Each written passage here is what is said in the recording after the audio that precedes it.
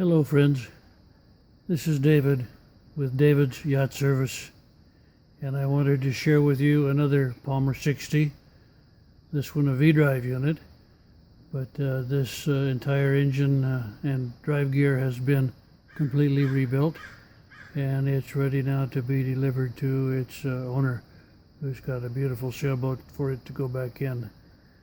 I'm going to walk around here a little. You can see a little more about the engine. And as we do, we're going to be going by the distributor. You should know that the distributor is problematic on these because of the way the wiring is hooked up. And this one I had to go find some new insulators and rebuild the distributor so that it would be able to spark okay. And hopefully this comes out okay. It's a little dark, overshadowed by the bright sunlight outside. Beautiful Southern California. But anyway, you've got the V-drive back here, and you've got all the hoses and everything hooked up. It was just running. Sounds kind of like an old 32 Ford or something, because it doesn't have a muffler on it. But it just grumbles along, makes good run. Anyway, I'll start it up for you and run it for a little while, and you can see also, as is my custom, different paint colors. I like to make sure that the front yoke that holds the engine up is a different color than the flywheel, because the flywheel is exposed. And then in this case we've got the cylinder head also in the accent colors, so black and silver, pretty much everything on the engine.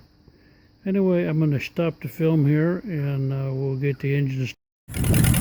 Well, he's running now. You can hear in the background, you can see the alternator spinning. And as you may notice, I don't have an exhaust muffler on her. She's a little loud.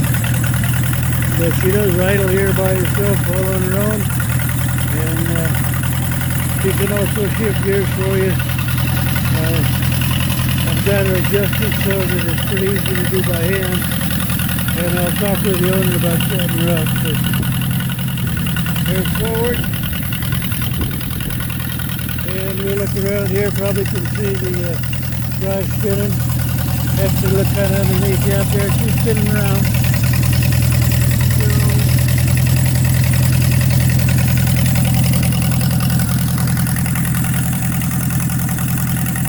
Anyway, we'll set her up, and with any of the Paragon transmissions like these have, what you've got to do is set the forward gear so that it's really firm and in place, and then don't pitch down too much on the reversing gear.